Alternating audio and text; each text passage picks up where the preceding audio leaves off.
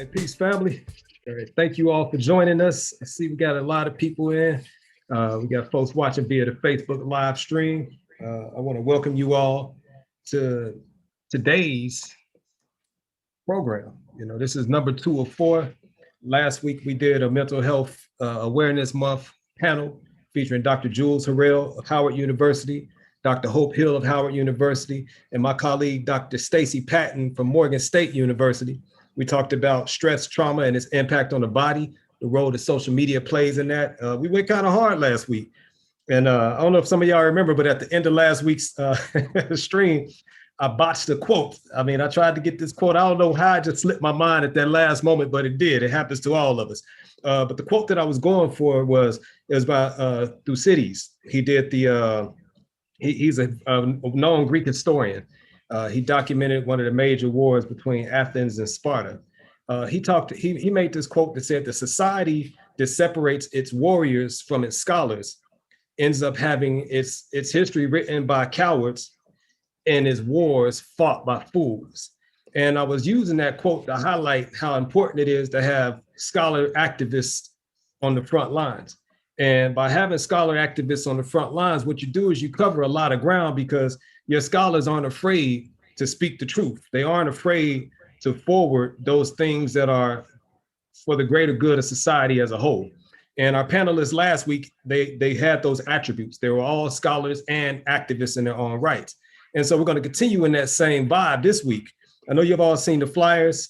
I had it up for a minute, and shout out to DJ Jazzy Jeff. He's doing a club quarantine. I put his mix in the background as we were waiting to come on live. But you see on that flyer, we've got 2 warrior scholars with us today as well. We've got none other than the one and only SupaNova Slom. And then we also got master teacher Yirser Hotep. Now, today's show is going to be off the hook because we're talking about mental as well as physical wellness. How do you establish it and maintain it? And all of this is a part of our Mental Health Awareness Month series here at Morgan State University's Institute for Urban Research. So I want to give a shout out to our president, Dr. David Wilson of Morgan State University, the director of the Institute for Urban Research, Dr. Raymond Wimbush, all of my colleagues here on staff with me, and especially all of you that are tuned in and checking us out. And remember, we're streaming live on Facebook as well as right here on Zoom. And so if you know somebody who should be paying attention to today's discussion, go ahead and shoot them the meeting ID if they want to jump in on the Zoom, or you can tell them to log in on Facebook and check us out. We're streaming on the Institute for Urban Research page. We're streaming on the real Dr. Jeff Menzise page. That's Menzise. We're also streaming on Mind on the Matter page. And then we're also streaming on J Men's page. So you can get it in all those places, all right? And the recording will be uploaded to YouTube on Mind on the Matter's YouTube page, and also be on those same pages, logged on those pages I just listed on Facebook. So our first guest is none other than SupaNova Slom. Now, this brother is phenomenal. I mean, I'll never forget the first time I came to awareness of my brother SupaNova Slom. I was watching that the Back on My Regiment video with none other than Stickman from Dead Prez. It's from his album The Workout. And what Stickman did was phenomenal. He dedicated an entire hip hop album. And I'm pretty sure that's the first and only time that's ever been done in hip hop history, where the entire album was about wellness. Let me say this. I'm sure Underground have done it, but anybody who's ever broken through the Underground, this is probably the only time that that's occurred. It's Back on My Regiment. And that's the one he said, I'm gonna get swole like Tookie with it. And so when you look at this video, you got this brother in there that's just diesel, right? That's SupaNova Slom. And one of the things that stood out to me is that Slom had like both the red and the blue flag. And, he was showing he had around his neck, he was holding that joint. And anybody know about the streets, the red and the blue flags typically represent the Bloods and the Crips. And typically, not one person carries both. And so, this brother was with those flags and he was swole like Tookie. And he was actually in there training Stickman. And, Stickman was doing them curls, and he was also doing the leg lifts, and Slom was, kind of with him on rhythm. But it was really dope. And so I looked a little bit deeper into it, and I realized, whoa, that's Queen Afua's son. And, many of you know who Queen Afua is. She's a wellness queen. She started the whole sacred woman movement. And when I first moved to DC to go to Howard, my then friend, now wife, she was actually going through the sacred woman regimen. And she and one of her friends, Crystal, who is now, currently in mental health, they're both social workers by training. They were going through one of the early regimens, in Sacred Woman. It was one when they had to use garlic. And it was a question of if one garlic clove was actually the entire bulb, or was it just one of the little slices that you peel off? And so me dipping all in their business, I said, yo, just do the whole thing. So they ended up blending up the whole thing, put in with some olive oil, some other stuff. And they were both nervous about taking it. I was like, I'm all big and bad. Man, I'll drink that. I threw it back. And needless to say, it wasn't the entire bulb. It was just one of the cloves that was supposed to go into it. And I paid the price for that. I was actually on my back for about an hour because it was just so powerful to my system. But this is who he comes from. He comes from Queen Afua, the sister that brought us Sacred Woman. And there are thousands of women around the world who have improved their understanding of health and wellness, as well as their actual experience of health and wellness by following her teachings. And my wife and I, we were fortunate enough back in 2009, she came to Nashville, Tennessee. We hosted her in Nashville. It was the first stop outside of New York City on her City of Wellness tour. And so when she came through, she actually stayed with us, and we were 9 months pregnant at the time. And so, about time for my daughter to be born. And so Queen was with us for that entire weekend, her son, Ali, and his daughter. Forgive me for forgetting little sister's name, but they stayed at our house. We did a wellness weekend at Fisk University. And that very next day on Monday, my wife went into labor. And at that time, I did a Monday night radio show, and Queen, she was my guest that Monday night. And so, we kind of joked around with it, but she came through, and not only did she establish our nutrition kitchen and our conscious kitchen, which is a part of the City of Wellness movement, but she also blessed us and paid and opened the way for our daughter to be born in a very miraculous and healthy way. So I want to say shout out to Queen Afua, Brother Ali, baby girl that came through the house, and most definitely today's guest, my main man, SupaNova Slom. I see you're here in the waiting room, SupaNova Slom. Come on in, man. Turn on your camera for us, brother. And let's jump into this dialogue. We got a lot of ground to cover. For those of you that listen to my radio show, Mind on the Matter, you'll see a few weeks ago, matter of fact, one of my very first shows, I featured Queen Afua's book, Man, Heal Thyself. It's a journey to optimal wellness by Queen Afua. And in this book, SupaNova Slom, he wrote the third foreword in here. And he speaks heavily about the need for men to step up and be about their wellness. And he's a wellness warrior on the front lines. And he's actually on the front lines taking care of a lot of brothers in them streets. He got a line of herbal regimens right now. And I mean, I stocked up on them joints, man. So big up on the immunity elixir that you put out there. But he's also really big on, helping the hip hop artists to refine themselves. And he makes some very serious statements about the health of our men in hip hop right now. He lists quite a few of them that are dealing with preventable chronic diseases and those who have actually succumbed to them. So what better time than have our brother featured in a conversation? And now, because we recently lost a couple, DMX and Shock G. So Brother Slom, man, welcome to the discussion, man. I really want to thank you and show my appreciation for you taking time out your schedule and showing up for us today.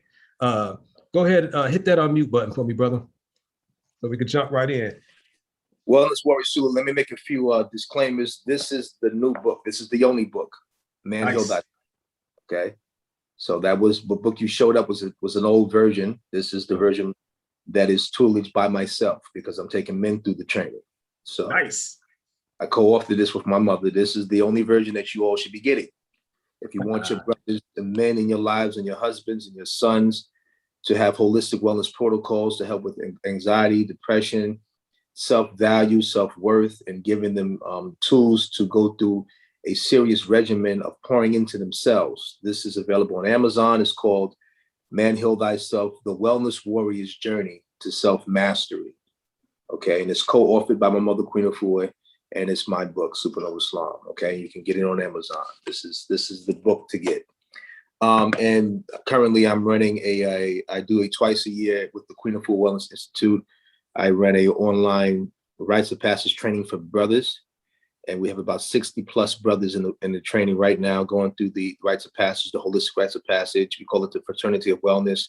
It's really powerful. Men from all backgrounds, various ethnicities, different, economic persuasions, just really doing the healing work. So brother, there are men that are raising their hands to divine masculinity and to restoring the concept of man, and rebranding the concept of alpha man as a healing man, as a man that is owning his wellness and his value in the world. And also, yes, shout out to my brother Stickman and Dead Prez. In 2004, I put out an album called Holistic Wellness for the Hip Hop Generation.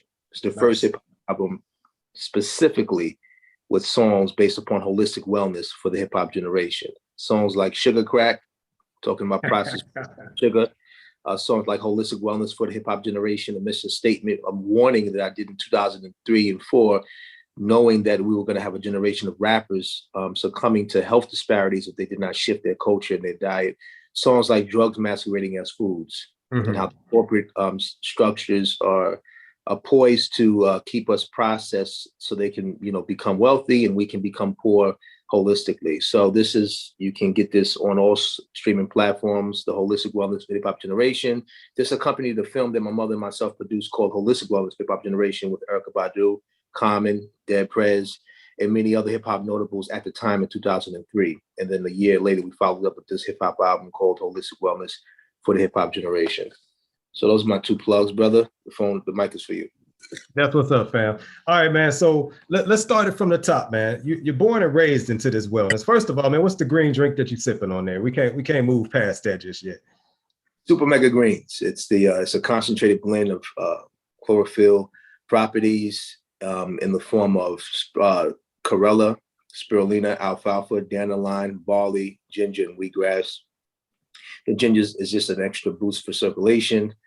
For digestion, but the perry grasses, the alfalfa, the dandelion, the wheatgrass, all of those are the perry grasses with the bull. With when you see a bull or you see a horse or a cow grazing in its natural habitat, that's not a toxic habitat for it. That's how it's getting its amino acids, which are proteins. That's right.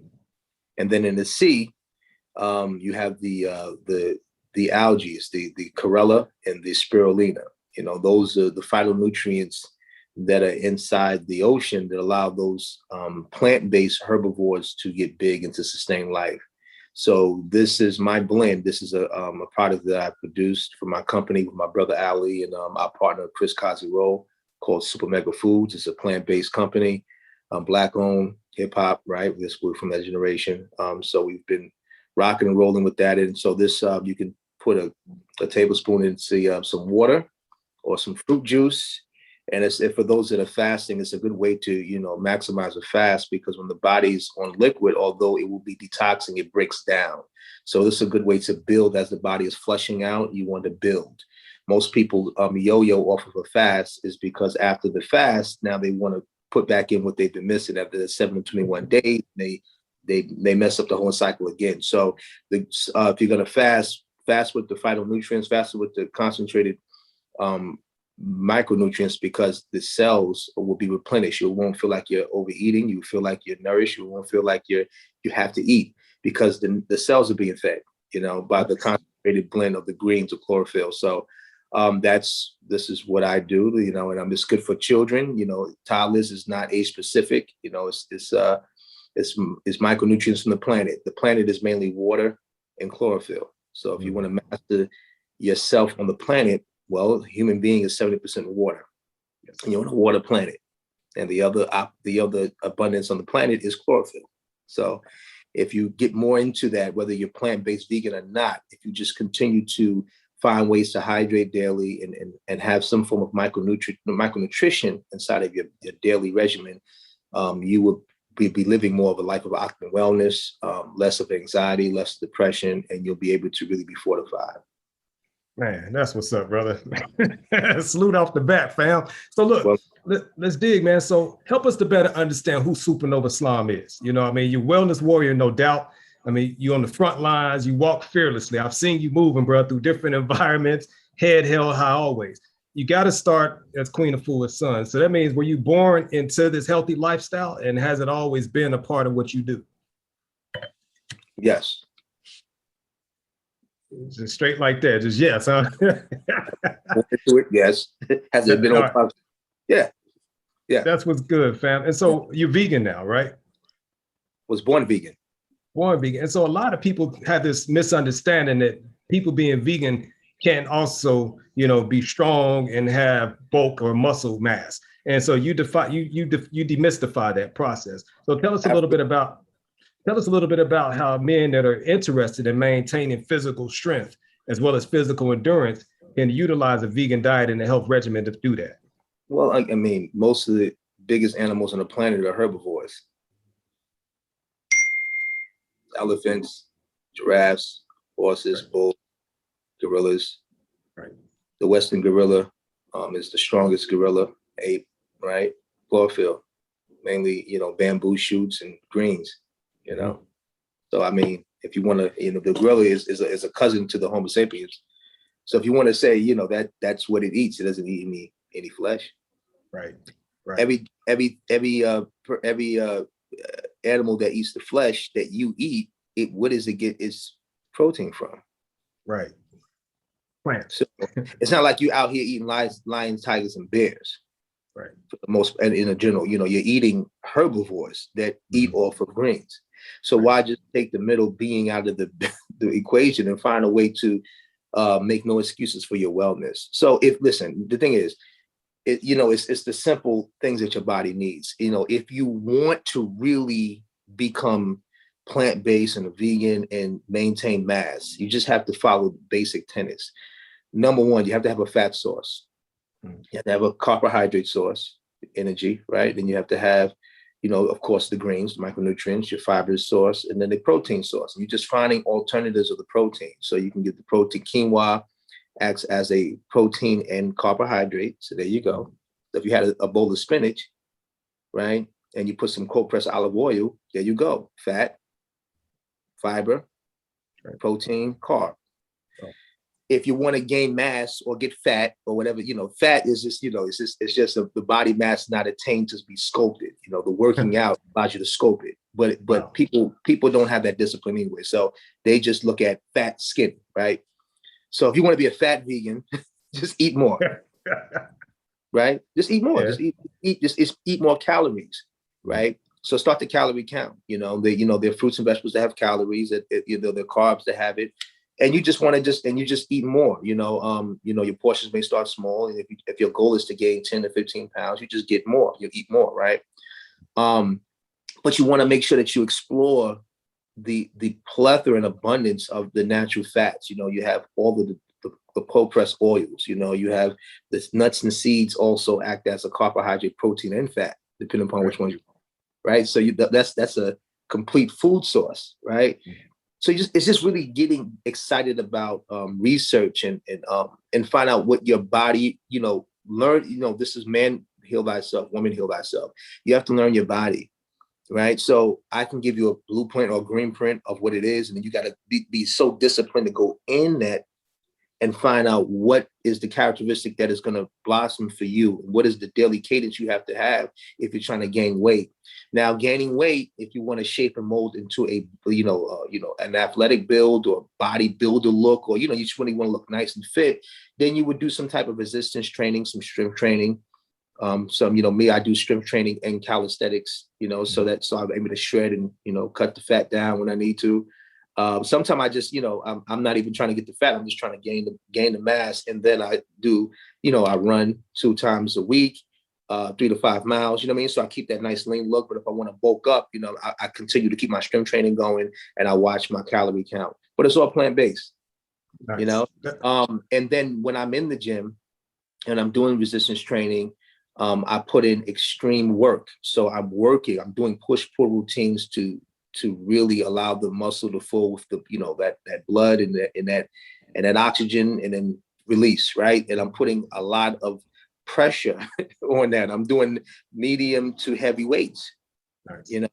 And so then once I put in that work, then what I'm going to do, I'm going to fuel the work. What am I fueling it with, right? So if my goal is to be lean and cut, then, I know what to fuel it with, and the portion control, maybe more liquid based and less solids, maybe in smaller portions. If my goal is to, to take the fuel that I need bigger fuel because I'm doing bigger work, and I want to hold at least 10 to 15 pounds of lean muscle mass, I'm going to train very hard and heavy. I'm gonna be doing, I'm making sure that every exercise I'm doing deadlifts and squats, because that's the core, right? And people talk the abs, all that's the core, Right, So you crunch all you want, but if you really want to get the strength, no matter what age, you want to find some way to do a push pull from routine, because that's what we do every day. We're pulling things up, we're pulling up, we're squatting down to get things. So we're doing these exercises, but not knowing that these are exercises that we're doing, Right. So really mastering that, and then finding the right nutrition to help, supplement that lifestyle. Just know your goal. So my goal, for the most part, I look like, for most of my life, I look like the average vegan, very lean, but I was doing martial arts and African dance. So I was already cut. And I did calisthenics up to a certain point. My daughter's about to be 16. So up until before she was here, I was not, I did not have no muscle mass like that, like I do now. And I was just, cut, and again, I was eating like how I eat, but my training and my eating kind of went hand in hand, you know what I'm saying? The part of the work that I put in, right? When I had my daughter, I decided, I felt heavy, right? I felt like this is a big responsibility. I felt heavy. I didn't know where to place it. At the time, her mother already had 2 sons, so she didn't share that first time experience with me. So I was kind of by myself processing being a first time father, the heaviness of having a daughter, right? But I remember studying other bodybuilders that I knew growing up, and the psychology they have around weight, and how we come into the planet as weight and to master one's weight, and how to use external weight to form and shape and mold, as an extension of your mind and consciousness into your body, right? So I said, man, I'm feeling so stressed, Peter Father. I feel heavy. So I need to put some heavy weight. So I went down the rabbit hole over the last 16 years of learning myself, getting fat, getting thinner, losing the weight, gaining the weight, really getting muscular, really becoming a vegan bodybuilder, really getting shredded. Like I went through so many different phases and different journeys of my learning myself and giving myself time to figure out, okay, this next 2 years, we're going to have a new body. We're going to figure out another type of body in this bigness and this, okay, I really want my lats to do this now. I see it here. So now I'm going to train with that in mind. Okay, I want my chest to do this roundedness, right? So I really started to sculpt and study. And then again, I'm plant-based. So what I did was when I wanted to gain mass, like I was saying a little earlier, I just, my regimen, I ate 6 times a day. Three small meals. Okay. Because I just wanted 10, 15 pounds of mass. And then I had liquid meal. So one of my new products is called the Super Mega Protein for brothers that want to know, how to have a lean muscle mass with no nuts, seeds, or if you're allergic to nuts and seeds, or you're allergic to soy, it has no soy, it's non-GMO. Pea protein, sprouted brown rice protein, pumpkin protein, moringa, and maca root. Maca root is good for also the prostate too. So right. Super Mega Protein, but similar to that at the time before I even had came up with the formula. I would stack, each scoop is about 20 to 30 grams, depending upon the formulation, right? So I wanted more amino acids. I wanted more protein. So me and my brother at the time, he was training with me, we'll scoop 3 to 6 scoops. So we wanted, liquid. Going hard. Right? So so to get, so the goal was we want to gain 15 to 20, well, between 10 to 20 mass, weight with lean muscle. Because we have objected to go put in some massive work. We sat with the masses, we sat with ex-bodybuilders, we understood we were vegan. So we just applied their regimen to our thing, and just kind of, right? So we just said, okay, if you're eating pancakes, we're not eating dairy. So we're going to eat maybe buckwheat pancakes, right? So, we just kind of study, okay, what is Ronnie Coleman doing? Ronnie Coleman's having a whole, we watch his videos, he had a whole blender of protein shake. And he would scoop, we wouldn't do that much. He would scoop 9 to 10 scoops.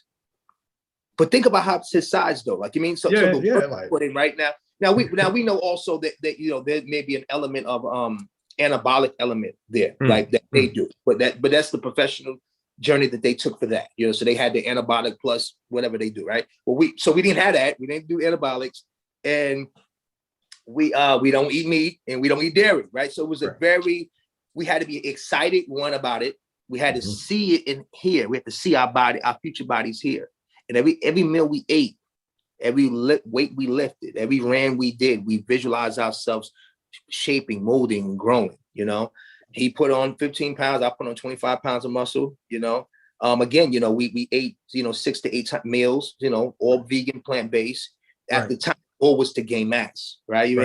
Gain that mass, take that extra fat, now shake that, get that water weight out, get lean, you know what I mean? So we learned the protocols, we learned the discipline, And so I'm here as an example that, and there are many powerful Black, white, different ethnicity, vegan bodybuilders have been doing it for years professionally, but then there are also ones that are just, in the fitness world, and they're looking incredible, men and women, and they're vegans and plant-based. So there are examples, brothers and sisters. Now, you may not do it like I do it and others do it, but, the excuse of you can't, we got to take that, what I'm saying? Because like I said, from the animal kingdom, we see power. We see power with herbs. We see power with greens. We see the gorilla, the Western gorilla. Right. You see when I roll up on you like that, you ain't messing with that. That's all chlorophyll. That's all micronutrients, right? We see that, but that's power. So we equate eating meat with power. Well, that's power. That's power. An elephant is power. Right? Giraffe is power. So it's just not the lion, tigers, and bears. And we just gotta transcend and say, okay, that's one module. And again, brother, because I was born and raised in this holistic plant-based lifestyle, my mother never raised me to be dogmatic and dogmatic with my way of life against others who are and judgmental. Very compassionate. My first book, besides this new book, is that can also find it on Amazon. It's called The Remedy: The 5-Week Power Plan to detoxify the mind, body, and combat the fat. And so most of the things I'm telling you about how I gain muscle mass being plant-based and chlorophyll and using it to detox and so forth, you can find in the book The Remedy, available on Amazon.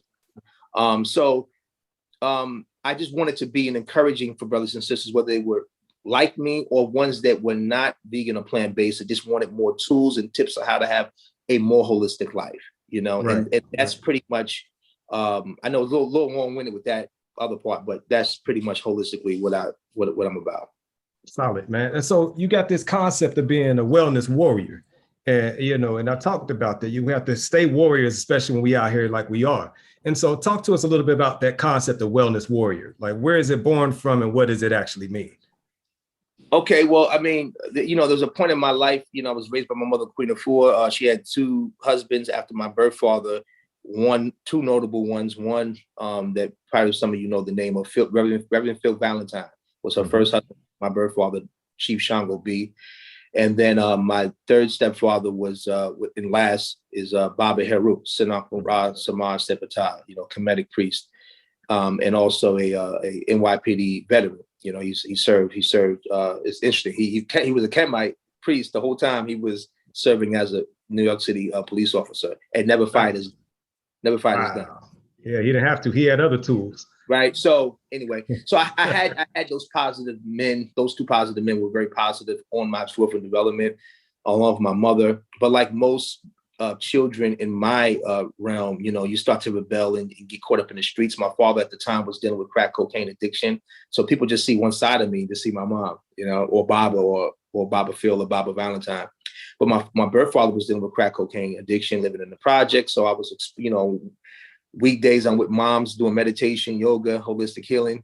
Weekends I'm seeing my father, shooting up in his arm, gangbangers, all around, dope, pushers, hustling, prostitution. So that's his environment. So I've always been the medium of balance. I got to be exposed, brownstone kid on the weekday, project kid on the weekend. Very interesting dynamic. Still vegan the whole time, right? This is the 80s. It's the 80s going to the 90s. So this is we were definitely rare. My father at the time when he was with my mother, he was a disciplined, extreme vegan vegetarian. No meat, no dairy, strictly plant-based. And my mom was too. So they conceived me in that. So I tell people that it's like I'm not the new age. I'm from a whole nother type of formation, right? I've been doing this all my life. And so the warrior side came from me, having like most brothers coming from Brooklyn at the time, or just Chicago, Watts, LA, wherever you at, Black, Atlanta, Texas, we go through our rites of passages, in the street. Unfortunately, I have rites of passage for brothers now. They don't have to go through that. But most of us, if you came up, especially from the 80s and 90s, you was no way you're not going to get exposed to some element of the streets. And so I thrust myself into that, right? And almost died a few times being in that environment. You know, having knowledge of self and being blessed to be alive, you know, it gave me an advantage, you know, in the streets, you know, because I just had a different type of gift of gab and different type of tone that brothers related to, even though they wasn't where I was from. They were really drawn to what I had to say. So once I got back into my, you know, my divine understanding and my alignment, and really restored my own mind, you know, out of being harmony, you know, I started just to, you know, wanting to bring all of the holistic elements and wellness and metaphysics I grew up with to the homies, to the G's, because I was exposed. These are my friends, you know, the boosters, the bangers, the pushers. These are literally my homies. And you know, when they would visit me, they would have to come to the house, take their shoes off. Mom would sage them down, and they would probably hear mom talking about fasting or Baba Heru talking about Kemet, you know, and ancient valley civilizations. That was my life. Right. You know, it was the balance of that, right? So, so that era of warriors in New York, you know, serious bangers, serious, just wow. That's, you know, they took a lot of them off the street. But at the time, I had an audience, you know, and so around 1995, I formed an organization called Unify the Hood, Heal the Hood.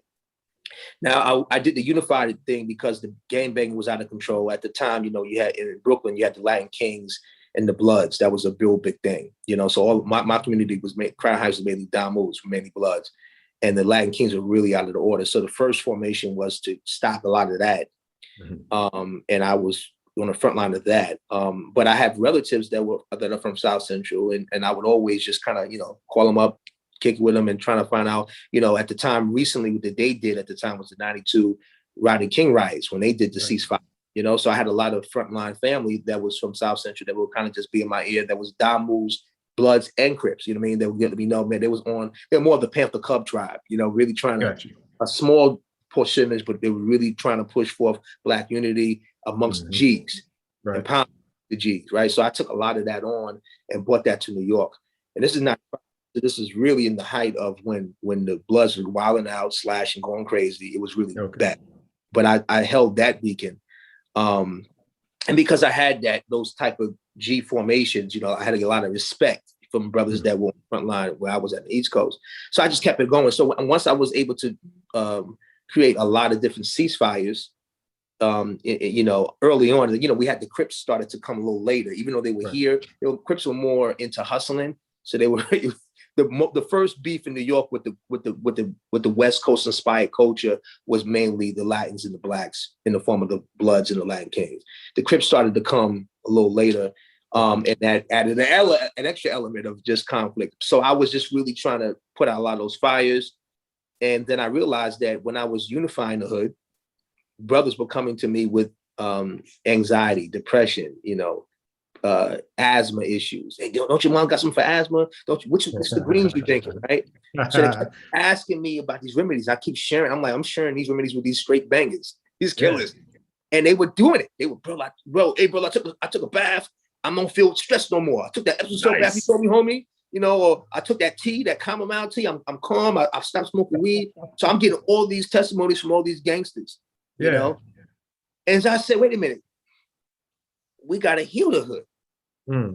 You know, so in the beginning of 95, the unification, Unified Hood was started. Then I had to expand it to Unified Hood, Heal the Hood, because I said, if I get them to peace, the only way we can maintain peace if man is healing himself. Have to be healthy, If he's fire, right, and he's no longer externally killing others, if he's not getting a wellness protocol to stop hurting himself, that's right. And he's not fueling his body, mind, and spirit, and not building his internal organs up, he's going to revert back to that aggression, and then that aggression is going to go inside and out. So that's why I teed it between Unified Hood and Heal the Hood and use those tenets collectively in my many works. And so that, you know, the warrior phase one was from that, me being from the, you know, original formation of the gang culture, but being, you know, had my moment of banging and wilding out, and then my aha moment was, you know, I went from banging to building. So I never dropped my flag. I never not became affiliated. I just stayed doing the healing work. Mm-hmm. You know, so some brothers go, okay, well, if I'm not banging, they think, okay, well, I'm out. Brother, yeah, you kids stop joining gangs, and they do all of that talk and they just leave it. I think is if you a black man, whether you're from the Blood Nation, Crip Nation, Folk Nation, or People Nation, any street organization, and you're African American here or Afro-Indigenous, if you had one day of banging and disharmony to your people, you owe 100 days of service. That's my personal affirmation. How about that? Yes, one of hustling, drugs, dope, hurting another black man or woman, then so to me, there's no dropping. I don't deal with dropping the flag of you're not a Crip or blood and war. I've said, no, we need you still here doing the healing. We need you not banging, but building. So that's been my charge since the 90s to now, I'm no longer really boots on the ground in the streets as I was with the Unified Hood Healer movement. Now everything's more virtual, and I'm more of a big homie in that regard. But for the last 20 years, that's been my formation. The last decade, for those that don't know, I'm a combat veteran, so that's the phase 2 of a warrior. I served in this country as in a combat capacity as an infantry soldier. I deployed to Afghanistan, and one thing about my experiences, is that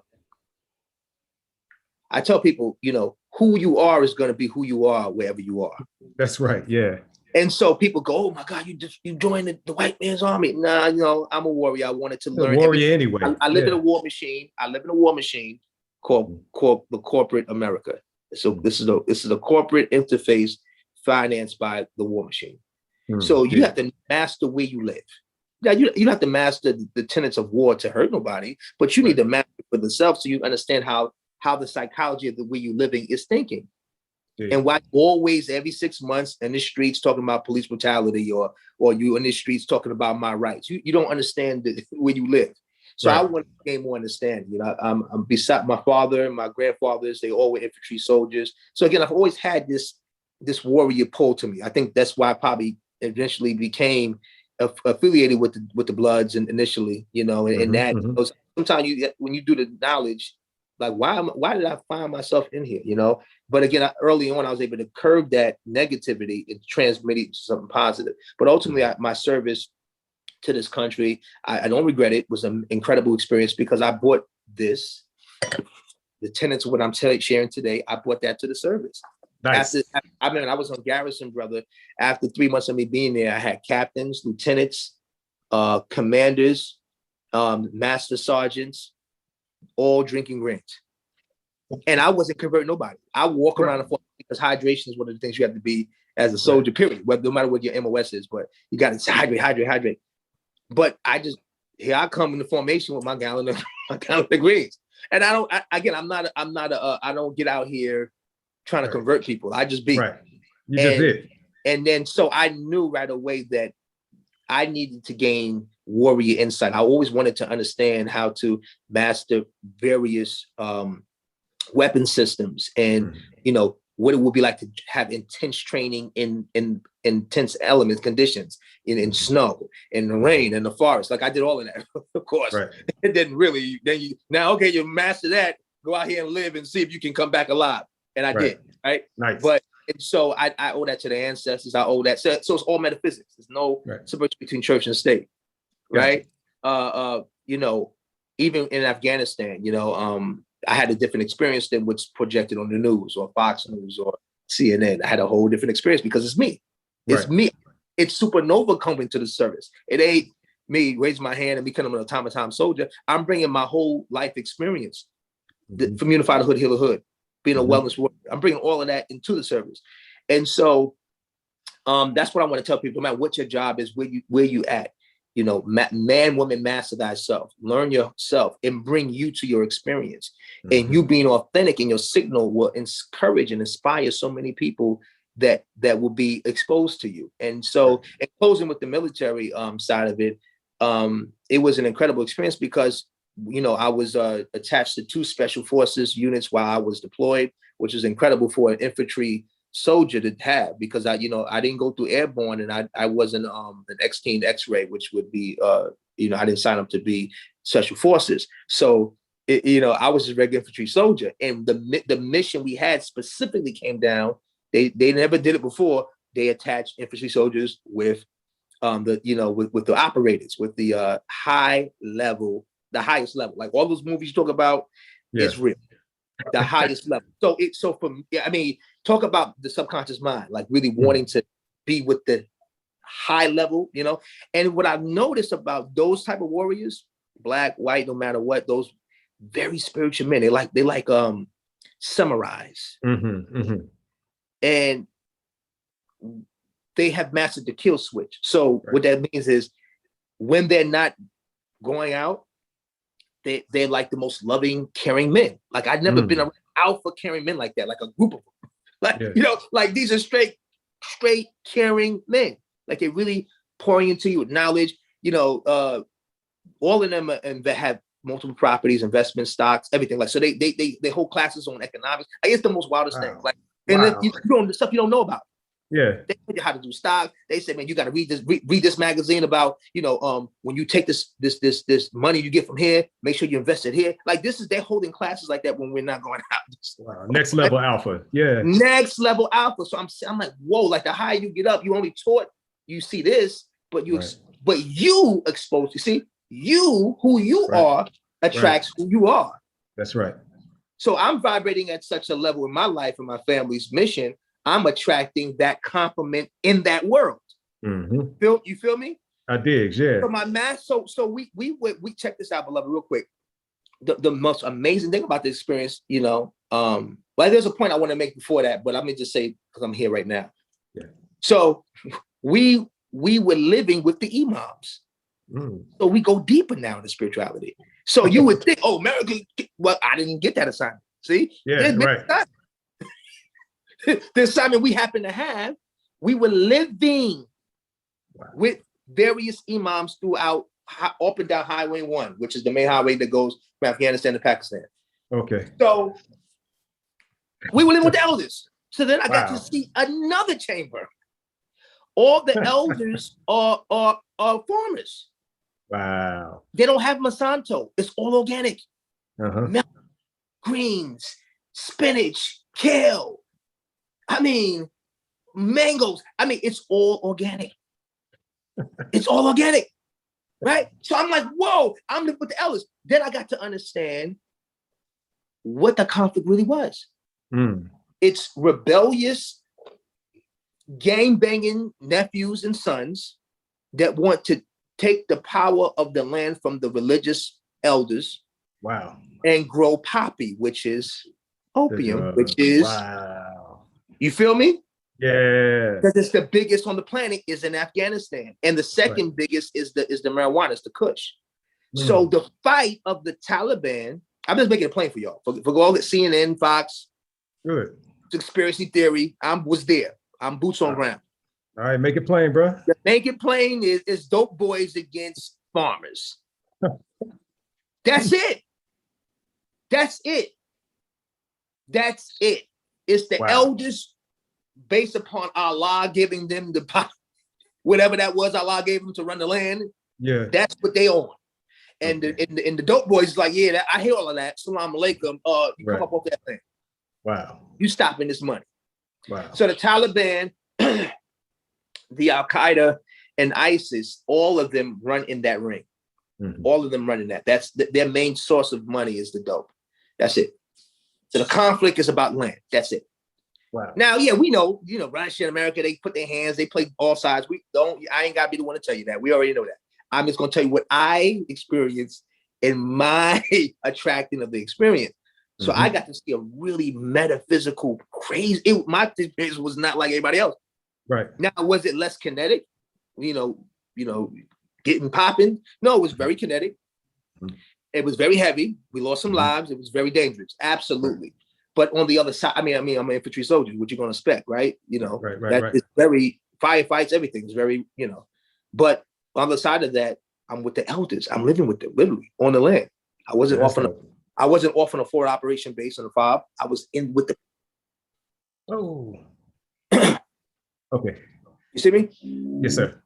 Yeah. So anyway, I'm with the people. So they're growing organic foods on the land. You know, my master sergeant, the Special Forces master sergeant, said to me one time I was on security duty, drinking, once again, it's green.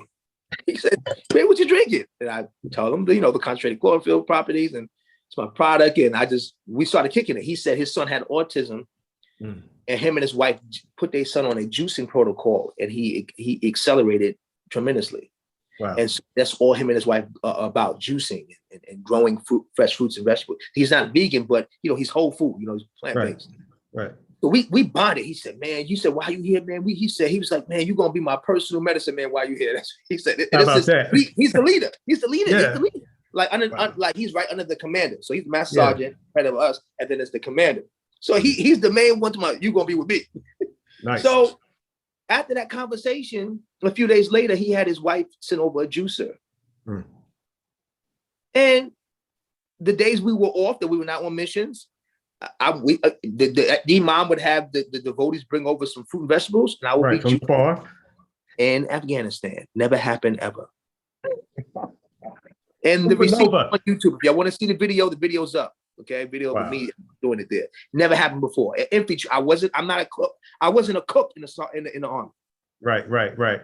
Don't get it twisted. He's a master chemist. But I'm saying to you, that has never been done before. Had I not been my authentic signal, I wouldn't have been able to uphold that experience. Gotcha. So the master sergeant had the juicer. One conversation with me, he had his juicer mailed over. The days we're not on missions, I'm juicing for the local Afghans, the spiritual leaders, and all my buddies.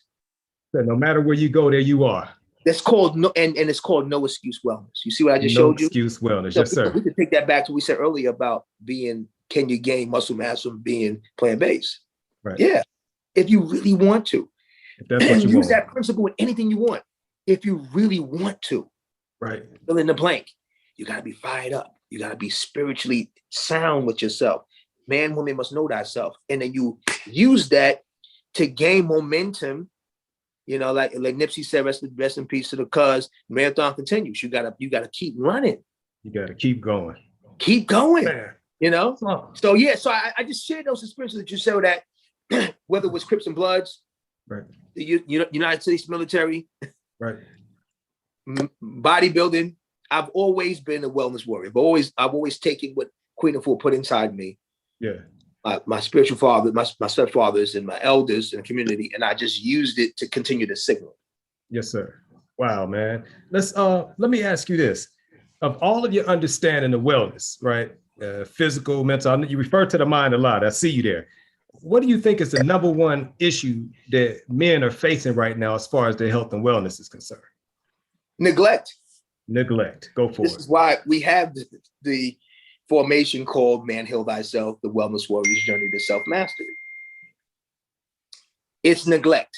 That he's not taught to pour into himself. A man in Western society, and most men generally, are taught to accumulate things.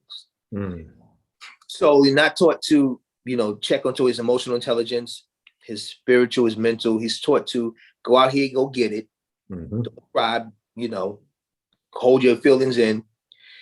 And go get things, get as much things as you can and dominate others. Do what you got to do. So his woman becomes an extension of things he's got. His children become an extension of things he got. And so he rules them.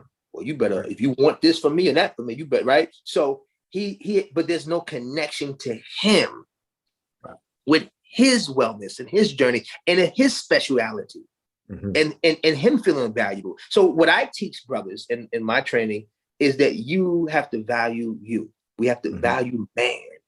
Man must value himself first and foremost. Because if we have men valuing himself and doing daily rituals to pour into his emotional intelligence, spiritual, physical, and nutrition intelligence, then he's no longer a toxic alpha. He becomes a great service to his women, his children, and his work in the world. Yeah, that makes super sense, man. Yeah. So that's what I teach. And that's what this whole book is about. So I want everybody to go out here and get it, because this is the basis of what I'm talking about. It is the depression, the anxiety, we just got to get our brothers in the wellness formation. We got to get our brothers fired up about loving on himself. And it's okay. You know, you're not feminine if you love on yourself. You're masculine, you know, you're composite of masculine and feminine energies. You know, you don't have to violate your masculinity because you're doing feminine nurturing things for yourself. No, you deserve to be the example of what you want to have, how you want to be loved in the world. Most men don't even know how to communicate their feelings to their women because they don't know how to really signal that love for themselves. So we want to, you know what I'm saying? We want to, you know, one of the practices we teach in the training and we have in the book is called writing a forgiveness letter. A lot of our men have heart attacks because most of them are triggered by holding on to resentment and pain. And so the sedentary lifestyles, the poor food choices, and then just the neglect puts them in the crosshairs of self-destruction. So one of the principles, like I said, we have them write a forgiveness letter. And you writing a letter to yourself at any point in your life where you were neglecting yourself, where you probably were violated, disrespected, whatever age, right from your 5-year-old self, your 10-year-old self, your 25-year-old self, you know, and use your current strength to send a spiritual signal to yourself when you was not strong. By just doing that exercise and getting outside of your head, you feel relieved because you realize you're carrying all of that in your muscles and your joints and your consciousness.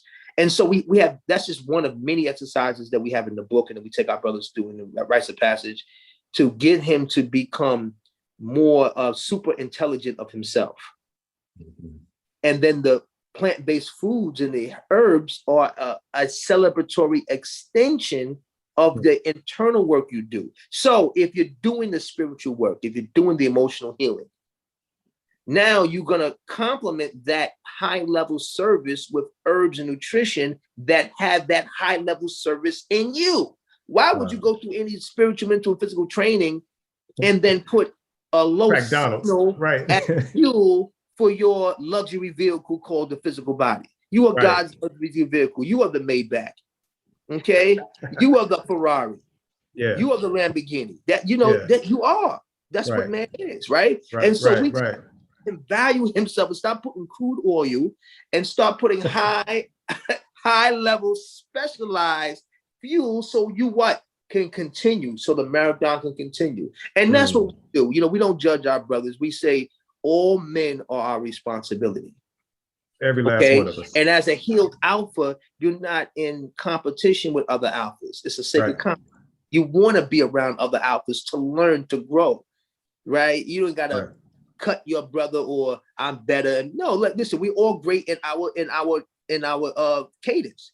And it's even greater when you get around other ones that have that type of signal. And then you use that to charge each other. So as you go out and become the avengers of your lives, you know what I'm saying, or the Justice League of life, you now go out after the formation and you continue to be high value man. But we're not talking high value man disrespecting our women. No, we say man is we take full responsibility. See, that's man. We receive fully. We're not beta, blamer, and complainers. We are fathers of time. We move farther. Say it again, brother. Say we're not beta, blamers. Blamer, complainers. We are fathers of time, so we can move farther through time. See? Diggs, yes, sir. Right? So if you're a father of time, you can't waste your time. Right. You must master your time. Maximize your time. So this is the wellness warrior cadence. This is the man heal thyself lifestyle. This is what we're talking about. Unify the hood, heal the hood. This is where we at. You know, and all men are a responsibility, wherever man is. It starts with us as melanated man, but even man who is in a later extension of us. Right. Man is our responsibility, because if we don't begin to be wellness warriors to rebrand the frequency of man, then all these men are going to be messing up the brand of man. Right. No, all men are not toxic. Oh man, like that. You can put us on with. I'm not with that, right? That ain't me, right? Means, right? You ain't with that. So that means we have to be continuing to pour into each other and form with other men that are willing to do the healing work, so we can create a new signal. And prayerfully, it may start in our lifetime, and then the new young men coming forward, the new men will be birthed not as beta brothers learning to be alphas, but we birth forth a new contingency of alpha young men. But we say our young beta brothers who don't value themselves, who don't love themselves, they are our responsibility. You can't just say, oh, the men over there. No, wherever man is, man is your responsibility. So it starts with you being the signal example of what man is. And a beacon. Beacon, and every day willing to raise your hand and say, every day I'm going to be committed to work on myself. I'm not saying I have it all. No, every day I have to work harder and deeper to master thyself. And know thyself. So the same way we see our sisters out here through Sacred Woman and various sisters out here online, they're doing these formations, sisters and their wives, they're doing the healing, they finding a way. We have to compliment our woman in our way to begin to continue to heal ourselves. And only men really can help to do that for each other, because we really know what we go through. Really, you know, our women do the best to facilitate for us and to hear us, but fully, you know, only men have the remedy in each other to help each other heal ourselves that no longer serves us, so we can be rebranded as high men and compliment our children and compliment our woman in our sacred work in the world. Wow. And brother SupaNova Slom, man, I really appreciate you taking this time, man. Let us know how we can get in touch with you. First of all, I don't know, have you ever met Baba Yirser Hotep? Maybe when I was little. Right. He knows my family. Yeah. Right. I mean, you know, at one point, you know, my family's like the Grand Central Station of Consciousness, Wellness. Right. So I know his work and I love it. So I know his legacy. Absolutely. Yes. And you know, when you said that, man, everybody, I had a flash of what my son is going to be saying when he gets older. Cause you know, like you said, your moms, your brother, they stay with us. Yirser coming to town, you know, we all in the same space. They playing with my son. He's all over the place. He's raised around this level of consciousness. And I always say that give our next generation, let them start off where we are when they come into the world. Yes. And so, you know, my children born vegan, right? Raised vegan, just like you. They're in there taking all the herbs. I got the double boiler on the stove. Yeah, I love it. They throwing back the bitters. My baby girl. Imagine their contribution. I'm just looking forward to the world that they're gonna be part of, because of how y'all got. Like, come on, let's go. Man.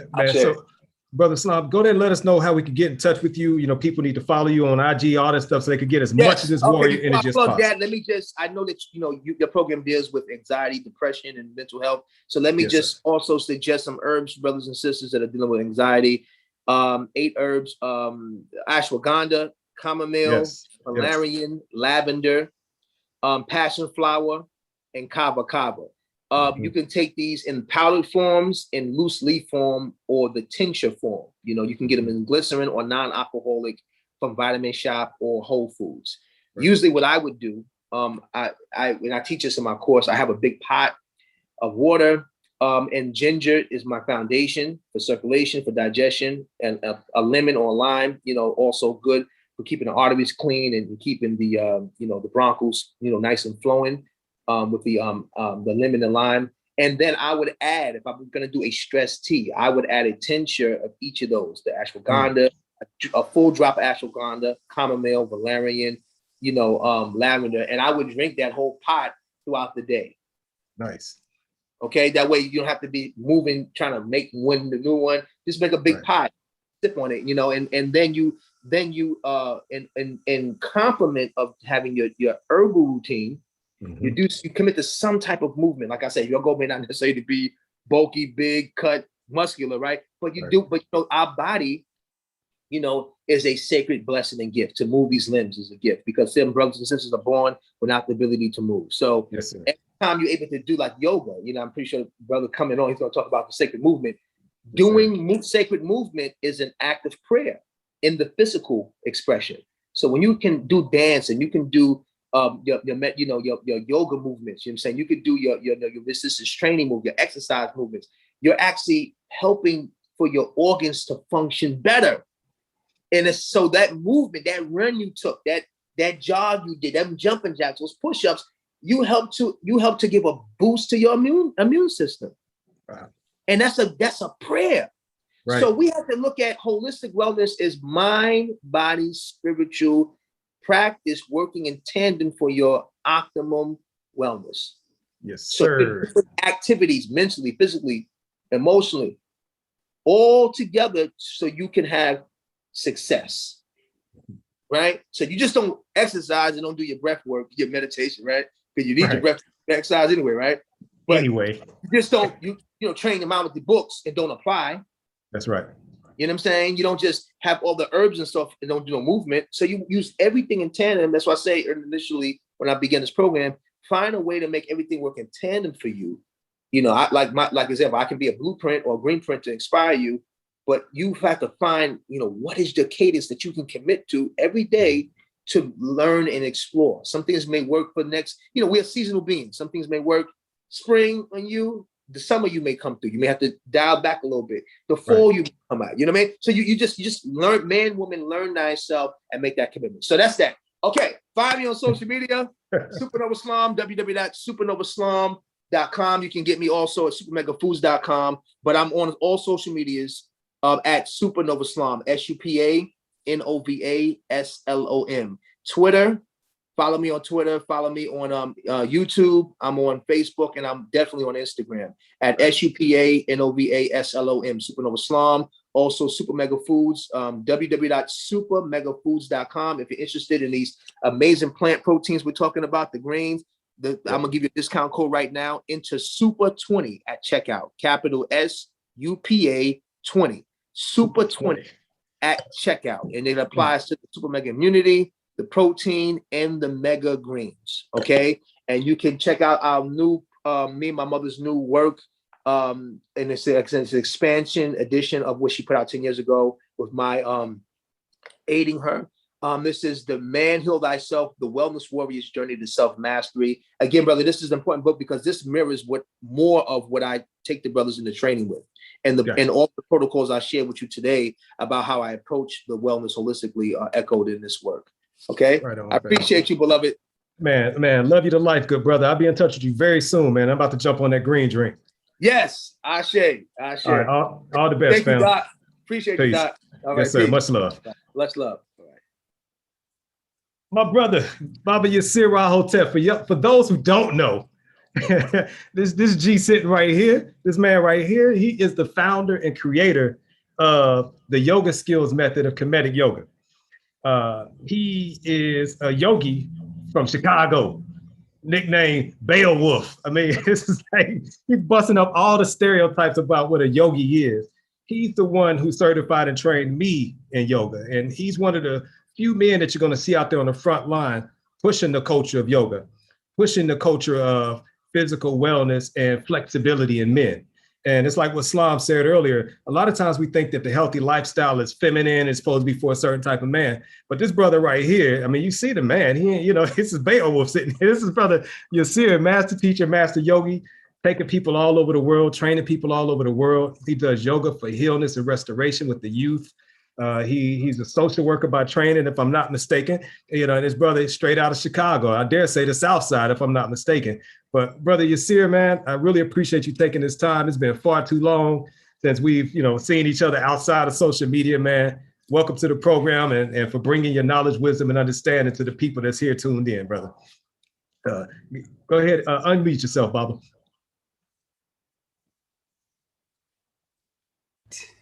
Okay, great. Can you hear me? Yes, sir. How you been, man? I'm doing great, brother. How about you? I'm doing all right, man. House of Hotep looking good. I see. Yeah, this where we, when I'm here, this is where we do our yoga classes and stuff at, but we're gonna get a studio pretty soon, and like a big place, Mm-hmm. Yeah. And so, Baba, I mean, you've been at this for a long time, man. And I'm thankful to Brother Wayne Chandler for introducing us. Wayne actually introduced us, and he introduced me to Leslie Banks, L.A. Banks, our dear ancestral sister. And you welcomed me with open arms to the House of Hotep that time. Wayne just put the word in, I showed up, man. And so I really appreciate you and all the work that you do, how you have been so dedicated and devoted to restoring our practice of yoga according to our ancestral ways. If you don't mind, good brother, tell us a little bit about how you got started in doing yoga. Okay, well, like you say, I'm born and raised in Chicago on the South Side, And my yoga teacher is from Chicago too. His name is Dr. Azar Hapi. And so in the mid 1970s, I was persuaded to take a yoga class. And like some similar to what like you were talking with the brother about men having stereotypes about different health type of regimens. I had a stereotype about yoga. So when I went to the yoga class, I was expecting to see like a little skinny Indian man, with a little diaper on and stuff, And the brother is 6'5", and well built, and he could do all these different poses, right? And I was very stiff. So, but when he explained to me that his body, he used to have a lot of different issues with his body. He said he had a sway back. He said his knees used to pop out of place, and that he had corrected his body through practicing yoga. And so I said, well, if you can do that, I can do it, because I'm from the Chicago got two sides, the south side and the west side, right?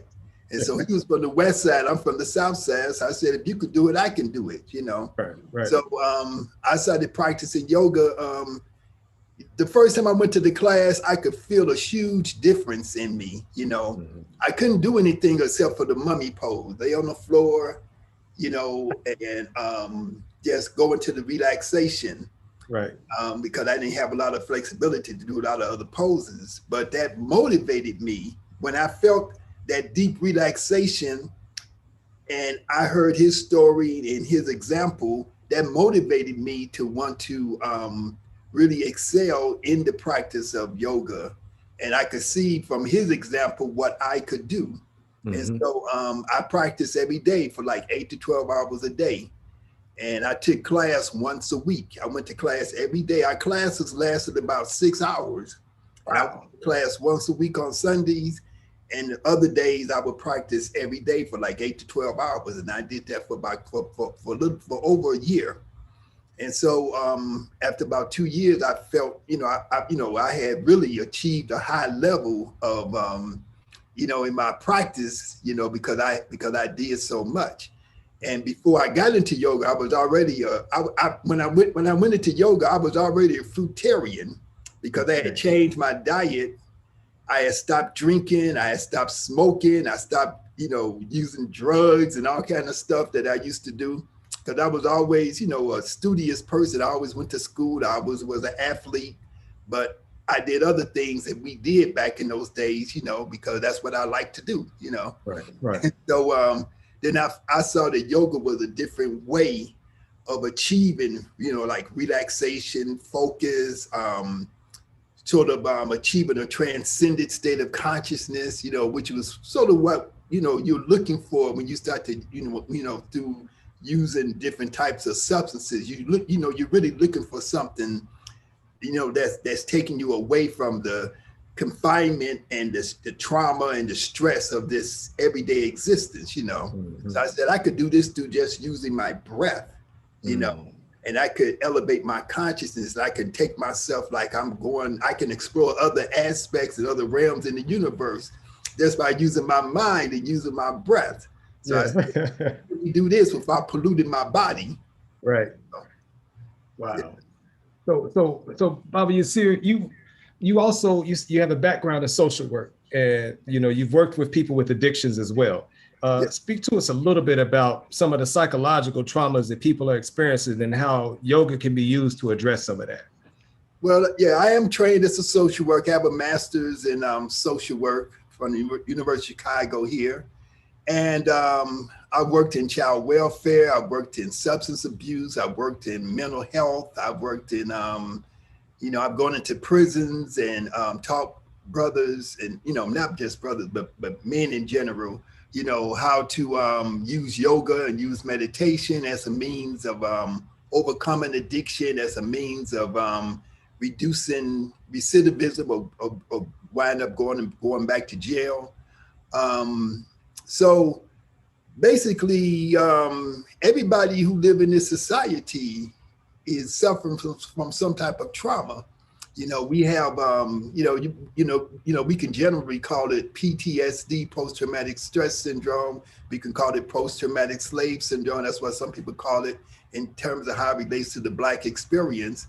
But our trauma is exacerbated and intensified because of the fact that not only are we experiencing different stressors and traumatic experiences just living as a Black person in America or on the planet really, but also because of the fact that our reactions to or our response to the trauma and to the stress is to do self-destructive things, right? So I used to smoke cigarettes, I used to drink alcohol, I used to use different types of substances, and those things exacerbate the problem, and they perpetuate it, and they put you into a vicious cycle. The other thing that we do is that we eat bad food. We eat horrible. We make horrible food choices, and a lot of our food choices are again different attempts to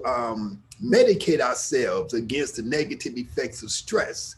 So we eat some some comfort food. We eat foods that are high in fat, high in salt, very starchy, because this gives us a feeling as if we are getting full, or it sends certain messages to the brain that make us believe that we are getting satisfied, and we get a certain high from those things, because many of those foods, they have addictive qualities to them, right? They have substances in them that interact with the with certain centers in the brain that make us feel high and give us a certain amount of satisfaction. And then we don't have a connection between the mind and the body. We disconnect that awareness, so people become very obese, right? And they look into the mirror and they don't see the obesity there. They look in the mirror and they see this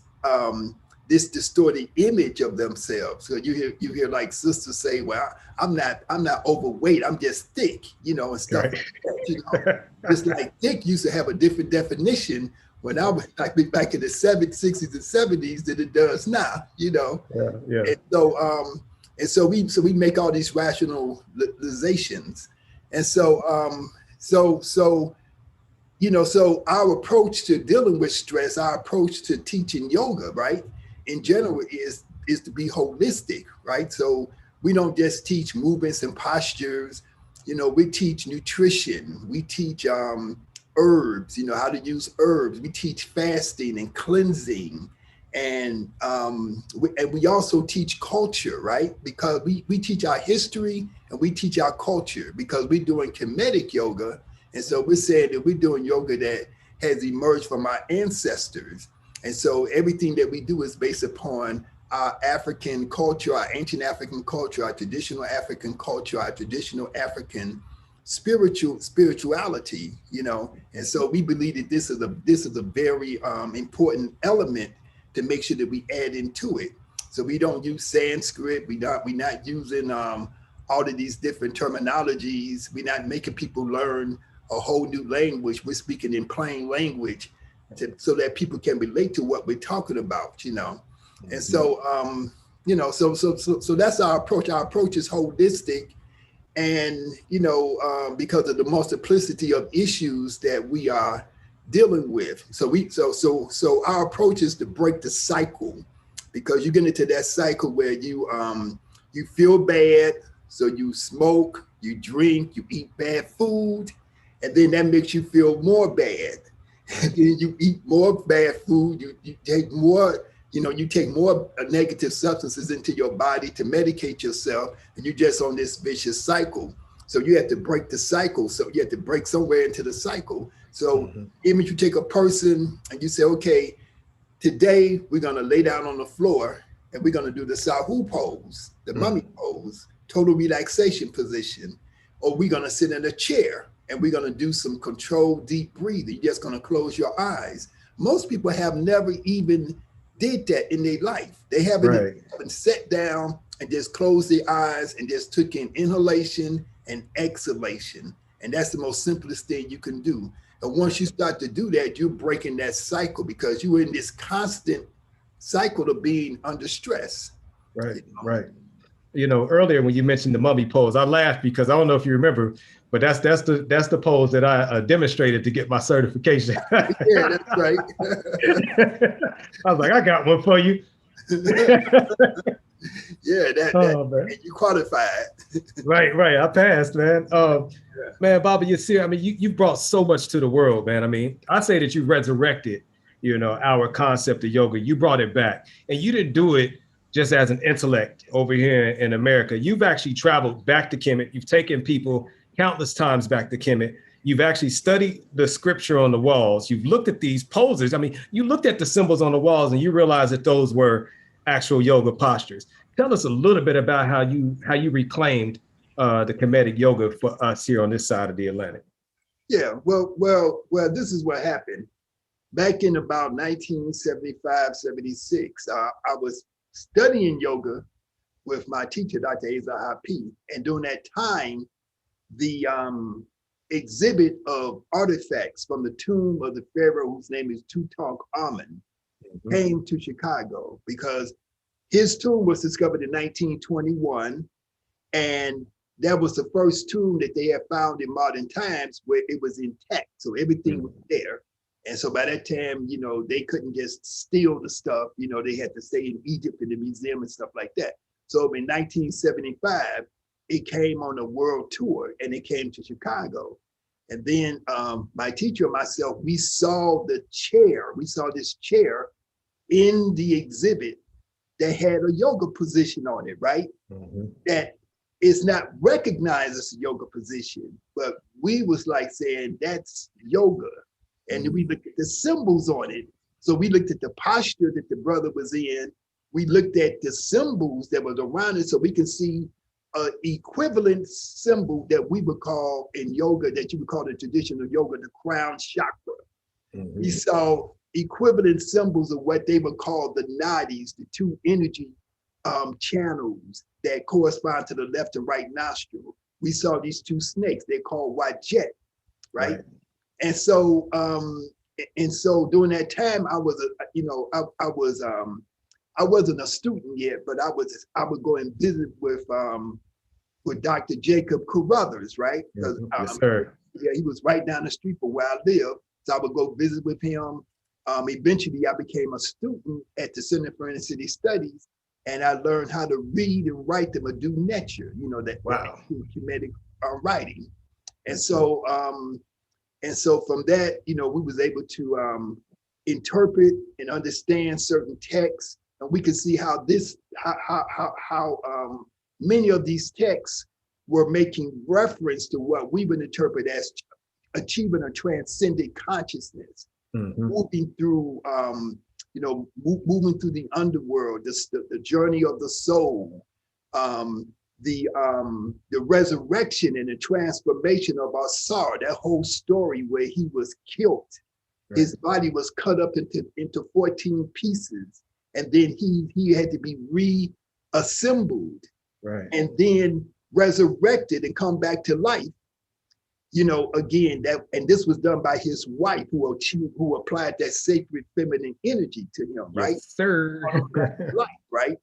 And so even the colors that he has sometimes he's portrayed with green skin, sometimes he's portrayed with black skin, right? Like jet black skin. And so all of these things to us are symbolic codes that are interacting with the subconscious that's giving us messages as to what their inner meaning is. Because a lot of times people say, well, this doesn't mean this and this doesn't mean that, because they're looking at it from a very superficial and materialistic way. But our understanding of Africa and African ways of communication is that there was symbolic meaning behind these different things, right? So if you don't meditate, if you don't go within yourself, you're not going to pick up on these different things, right? You're gonna miss it, yeah. You're going to miss it. So, so a lot of our work is, I've traveled to Kemet 28 times. I've read the text. I've translated the text.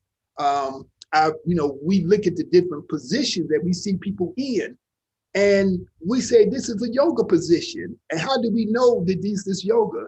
Because when we do those positions, when we duplicate them with our bodies, we can feel and experience the effects that they have. And so you cannot tell me that the ancestors were putting all these different positions and poses and stuff, and it was just like a symbolic thing, you know. Right, or just an artistic expression. Yeah, artistic expression. That's right. Yeah, right. You know, so it's much more than that. You know, so that's what I call primary research. You know, so I'm not reading a book to find out what so and so said about it. I'm going to Kemet. I'm going to the text myself. I'm translating it myself. I'm looking and reinterpreting it. I'm doing the poses myself. Because I see Tai Chi, I see Qigong, I see all kinds of stuff. I was in one of the temples a few years ago, and guy was on there he was kneeling down doing his hands like this, right? Yeah. You know, we do this type of movement, you know, when we do, you know, like Tai Chi or certain type of martial arts and stuff, right? And it's right there, you know, in this room. It's on the wall. And it's like, but nobody picks up on this. You know, nobody picks up on it. Wow, man. And so what you're rediscovering for us are our ancient tools for wellness. And it took you to have a certain level of consciousness to even be able to perceive what was right there hidden in plain sight. You know, that posture you were just talking about, I don't know if you saw it on the flyer, but that's the picture I had you in on the flyer. Right. I did. Right. And so, my brother, so when it comes to people practicing yoga today, I mean, I always tell them, you know, go to the yoga skills method. You've got various signature aspects of the yoga skill method. One is that you're taking the postures straight out of the ancient texts on the walls, but also you have a very particular method of breathing. Tell us about the importance of the breath and breathing, and then tell us a little bit about your particular method of breathing as it goes with your brand of yoga. Okay, so any form of yoga that anybody does, I would say almost all of them is good except for goat yoga, right? Because you know you got all of this stuff, goat yoga and all kind of stuff. You know, you don't need to do goat yoga. What is goat yoga, man? I mean, I'm real, man. They promote this stuff, you know, and so on and so forth. But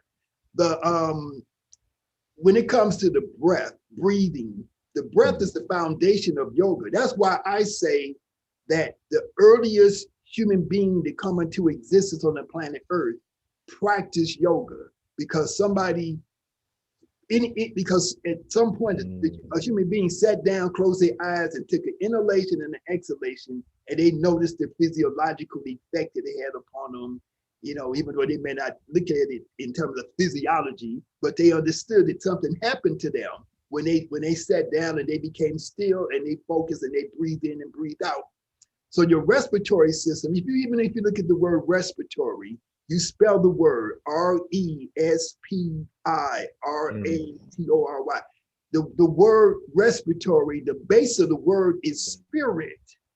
Re-spirit. So you are re-spiritizing yourself every time you take a breath.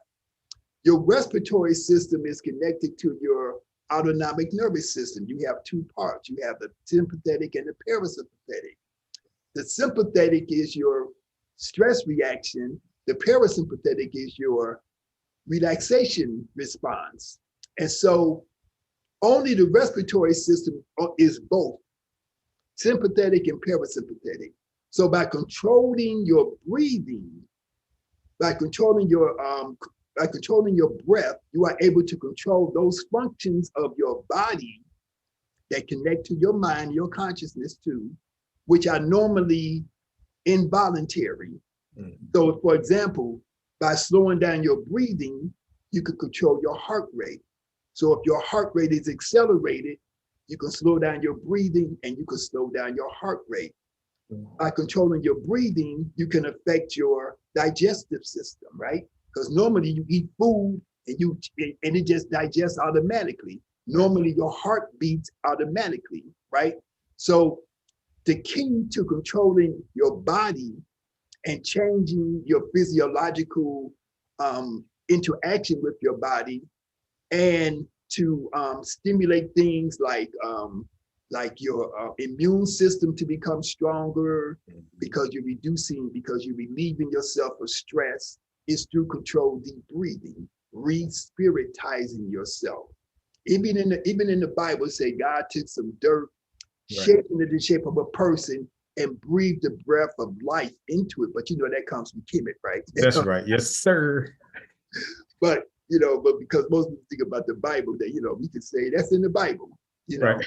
and so and so the breath of life that's contained in us, but that's the least thing that we ever think about.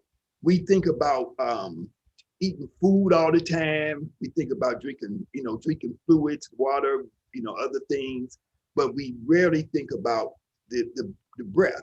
So in my food pyramid, I have breath as the foundation, because that's the most important thing you can do. You can only go for 5 minutes without breathing.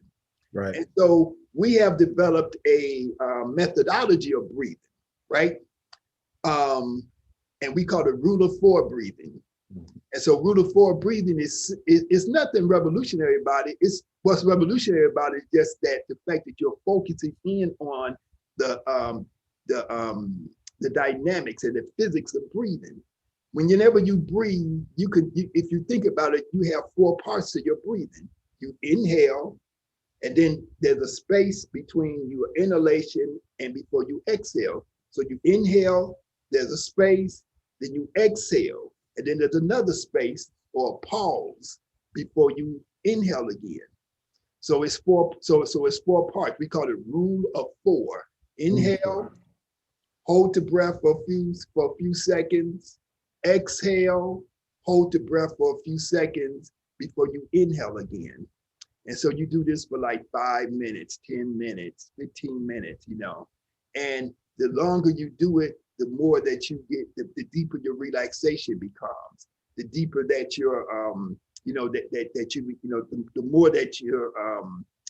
more that you're relieving stress and letting go of tension in your body. While you're doing this breathing, you pay attention to your face and you relax your facial muscles. You relax the muscles in your jaw, your cheeks, the back of the neck, your shoulders. You do what we call a body scan, right? You just scan your body, because what the breathing is supposed to do is make you become more aware, right? So it's a big thing in yoga, in the yoga world now, right? Called mindfulness, right? Mindfulness, yeah. And so they've taken this term mindfulness and they made it into like a separate little industry. Right. But mindfulness is always been the foundation of pretty much everything that you do internally. Right. So in order to achieve mindfulness, in order to be mindful and aware of what's happening inside your body, and then to take steps to interact and to intercede with changing what's going on inside your body and what's going on inside your mind and within your thoughts, you have to deal with controlled, deep breathing, right? Yeah. Yes. And so that is our methodology, rule of 4 breathing. All it does is make you pay attention. To divide each breath into its 4 parts means that you have to pay attention. It means that you have to become mindful. And so by doing that, you are integrating your mind with your body. By doing that, you are merging your consciousness and your body, and you're becoming aware of your body. You're becoming aware of your thoughts and your emotions. You're becoming aware of your spirit. So that's mind, body, and spirit, right? Right. So then once you become aware, then you can begin to change the things that you see, because you may become aware of yourself through this process. You may say, oh, I have a pain. I have certain thoughts that are coming out of me. I'm experiencing past trauma that's being exposed, that's being revealed, because now I'm paying attention. And normally I'm not paying attention because I try to push these things. Right. The mind tries to protect the self by shunting these things away into the subconscious. Right. So now that I'm paying attention to the fact that I'm having these thoughts all the time, but I'm always disassociating myself from them. And then the negative effects of these thoughts are building up in my shoulders. They're building up in my spine, in my lower back. and I have a pain in my lower back, I have a pain in my hips, I have a pain in my foot. And these pains are coming from the fact that I have these accumulation of negative thoughts that I've built up in my body, you know. And so that simple fact of becoming aware and using your controlled deep breathing to activate, you know, the activate the parasympathetic part of the autonomic nervous system. That's the technical part of it. Right. So we combine. So what happens a lot with yoga that people talk about this kind of you know, fairy dust type of thing. You know, they just talk about, oh, the universe this and floating around and all this kind of stuff. But we try to take things, we try to understand the physiological aspect, because there's a physiological, there's a biochemical aspect of what's happening. All of these things are components, but that doesn't override the spiritual. But you have to also understand that the spiritual part has has anatomical, physiological, biochemical components to them. That's right. That if you want to get to the spiritual, you oftentimes have to first begin to deal with this part, because your body, your mind, and your spirit is all connected together. So the practices that we do in Kemetic yoga and in the yoga skills method are based upon, you know, understanding of all these different components. And so that's our holistic approach. Wow, man. And so that's a lot. I mean, you know, I'm a student of it, and it's a lot. You know, it's just what I'm hearing you say, though, it's the intentionality. It's the understanding that what you're doing is a spiritual practice, even if you're focusing, even while you're focusing on the physical, because there's no separation between those in our worldview as African people. It's all a part of the same motion. And when I used to study breathing, man, I first was introduced to breathing through Osera Set when I was doing my Kemetic initiation over there. And it hit me one day. I was in meditation. You know how it happens. You say, when you're disciplining your physical, it unclouds your mental, which then allows you to be more receptive to your spiritual. That's how I've come to understand it. And I realized, like, whoa, out of all of our automatic processes, breathing is the one that you can intentionally manipulate, right? And like you were saying earlier, it manipulates the other automatic things. So if you need to control heart rate, do it through breathing. You want to manipulate digestion, do it through breathing. And I know you've been at this for a long time. You've trained thousands of people at this point. And so what are some of the success stories that you've heard, like some of the things that people say or they attribute to their practice of Kemetic yoga, as far as like, you mentioned it with Baba Serahapi about, you know, his knees and, you know, all that stuff. What are some of the other things people have attributed to their practice of Kemetic yoga? Well, the first thing that came to my mind when you say that is my friend and one of our great instructors, whose name is Matisha Suda, right? Okay. But this is a sister that lives out in Las Vegas. She's about 6'4". You know, you see her and her husband, they just put all this lovey-dovey stuff on Facebook all the time, right? But I'll just briefly tell the story. So Matisha, she contacted me, said she want to take, you know, she want to come to Jamaica to take the training in Kemetic yoga. And so she came there, she took the training, and she left on a Saturday. On Sunday, she was teaching her first class. So the next day after she left, she was teaching her first class. Then she started a yoga studio. Then she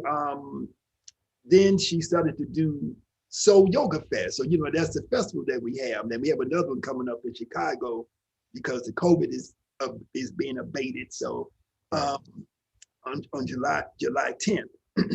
But she started a studio, and then she always attributed the fact that she was doing Kemetic yoga to the fact that her mind was changing, her mindset was changing, and she could see whole new possibilities for herself. And so her own practice allowed her to say, it's not just for my physical health, I'm going to do this. I'm going to get a new sense of self-realization and self-actualization. So then she eventually took her new mindset, and she started a real estate business, right? Wow. And now she's one of the most successful real estate agents in Las Vegas. Wow. But she herself attributes her success. You know, she has innate abilities in all those things anyway, right? Right, But right, she right. attributes her, but she attributes her success to the fact that her a door was opened in her consciousness through her practice of yoga, right? And so what I have found through my, through time is that people who come into Kemetic yoga, that they often get new perspectives on their own reality, and they decide that they're going to do new things with their life. So they start businesses, you know, they stop, they get rid of the old things in their life. They get rid of people who they don't need in their life, who are dragging them down, and they refocus on themselves, right? They get out of bad relationships, right? They stop doing self-destructive things, you know.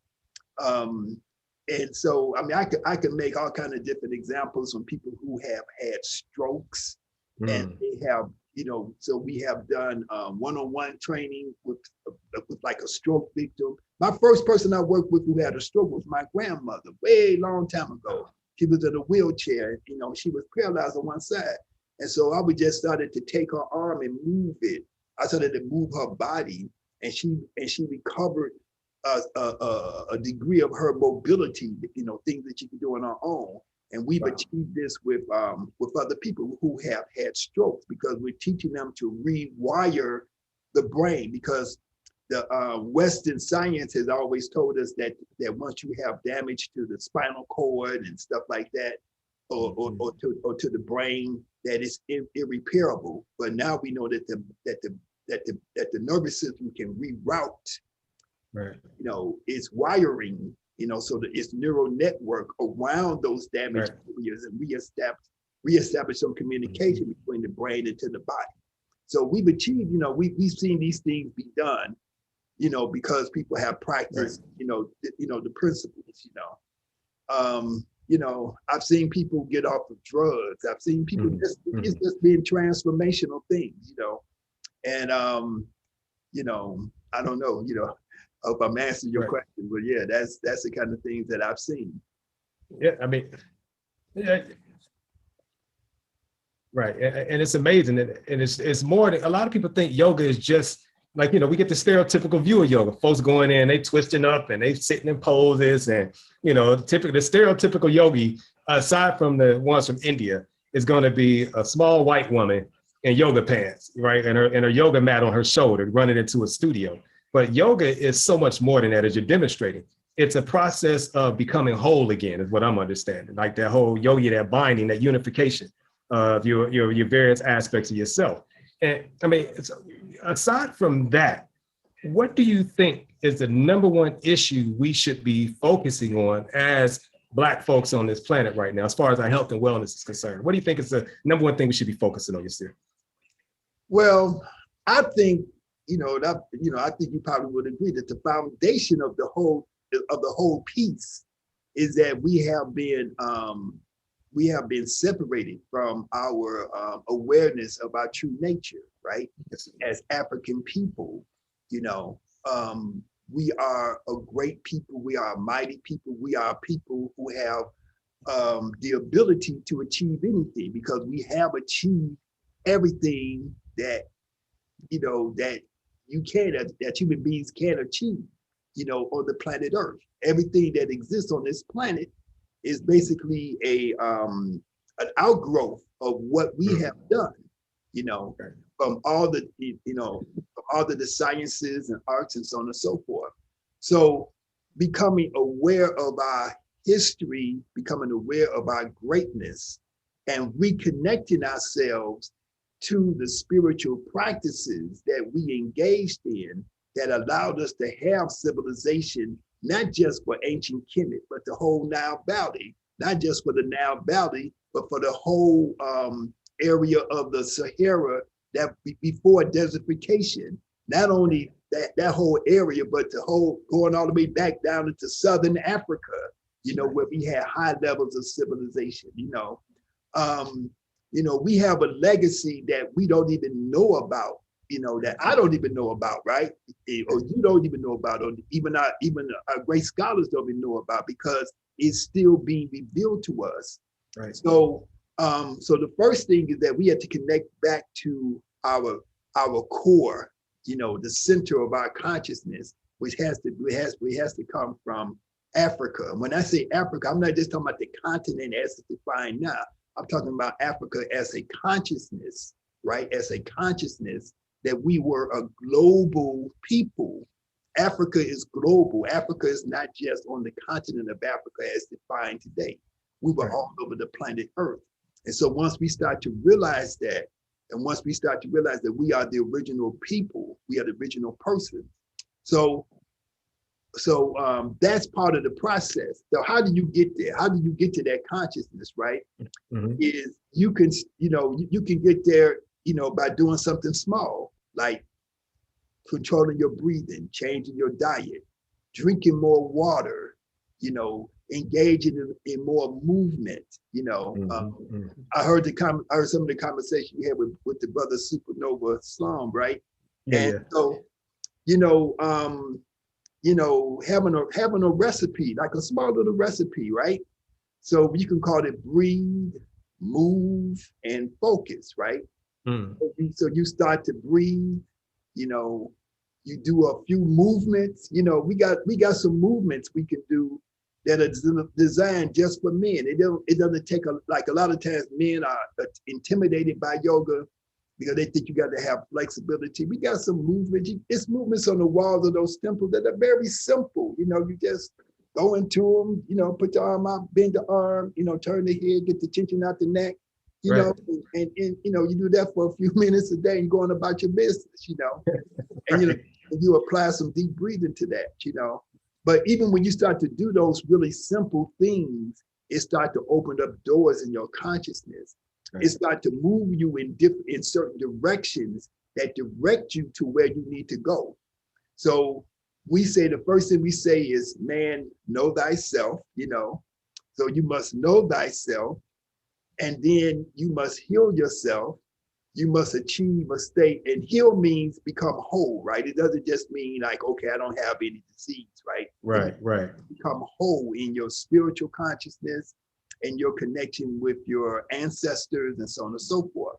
So having self-realization, understanding what your true nature, what your true power is, and then self-actualization is, how do I put my understanding of my true nature, my true power, how do I put that into action, and so that I can actually build something, right? Mm-hmm. And the other piece is understanding that I have the ability to create from my thoughts, right? So we talk about ancient future, Wayne Chandler, the first 7 principles of Tahuti is the mind, the principle of mentalism. That's that everything is a projection of the mind. Everything begins with the mind. Before there was a pyramid, there was an image in somebody's mind of a pyramid. And our ancestors, they did something called Resu Kwed, right? Mm-hmm. Resu Kwed means to be awake while asleep.